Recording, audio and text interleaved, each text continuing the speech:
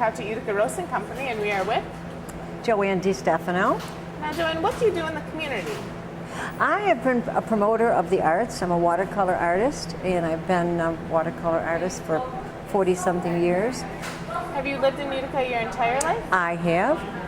Right in the heart of it? Have you Right in the heart of East Utica. Yes, in the heart of East Utica. So you've seen it change over the years, maybe from what it was to what is one of the biggest changes that you've realized as a lifetime resident? I think the biggest changes, I think the change started when Bleecker Street was all revamped, and that used to be the hub of East Utica. And in fact, I wrote a book about it. I've self-published a few books, and one is the Nicotera family and then some. I'm from a generation of Italian bakers, first Italian bakery in Utica on Bleecker Street. So I've seen a change in Bleecker Street, and I think that's where it started. But we need change, and that's okay. And so are some of the still original food spots here, or some have come and gone? What are some of the history that you know about that? Of the original Italian bakeries, you mentioned some things like right, that. there were quite a few of them. Nicotera's Bakery, unfortunately, is no longer here. It used to be on Bleecker Street, and there were a lot of others. Oscanizzo on Bleecker Street seems to be the only, and Florentine and Caruso's are, you know, but there were a lot of original stores. It was a wonderful place, and I have a whole history of it in my book when I speak of the different characters on Bleecker Street and so on. It was written from the maybe 40s and 50s. So if somebody wanted to get a hold of a book like this, because I mean the history of Utica is something that interests a lot of people in the community, where would you pick it up? Well, I have them myself. I have an art studio, and I also sell them at Munson Williams gift shop and at the Historical Society on Genesee Street. Very nice. That's something I never knew. I'm going to have to take a look now. Yeah, so that's where I sell them. So the one question that we ask everyone who comes to the couch is, what do you love about Utica? What I love about Utica is that you don't realize what you love about Utica until you leave Utica. And then you realize the people here, the community, everybody is just warm and helpful. And it's, you know, growing up here, I just do not like when people talk against it, because there's just so many wonderful things here. A lot of things to do. All you have to do is look for it. If your attitude is right, you will find it. If your attitude is wrong, no matter where you are, you will not find it. So it's what you define as success. And it's your definition of happiness and what your definition of success is. So you may go all over the place. You think the grass is greener, but... Well, that's one thing about if you live anywhere. I mean, it's all about your attitude and how you go about things. I mean, we choose to focus on the positive things, and there is a plethora of positive things that we're invited to every day. So, yes. I mean, if you put it out there, it'll come back to you. Well, that's how I started painting. I'm being interviewed up here. I'm being interviewed. She's not hearing me.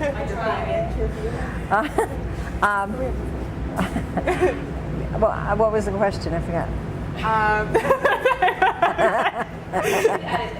We can edit it out. I don't even know. I've just been a watercolor artist here for a long time, so I am a promoter of the arts, and she is. I'm sorry.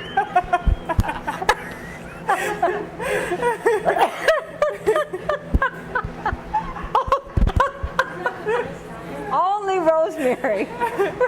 You could have an interview after this. You could have a joke. Okay. So, watercolors. See, we have fun in Utica. I think that should be on. We have fun in Utica.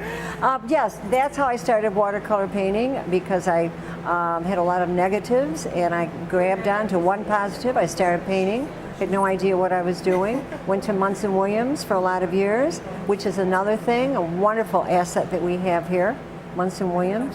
And I went to some of the greats that were there, Ed Christiana and Frank Fiorentino, and I was just very blessed to have gone to a lot of the wonderful instructors that were there.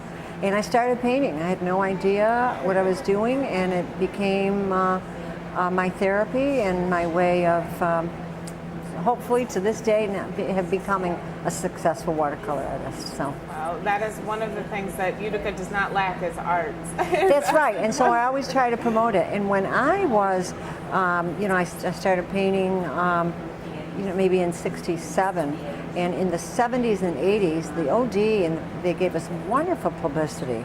And took our pictures in the Art Association, and they gave us wonderful publicity on the arts, and I feel that is another asset. We need to have more publicity on that, So.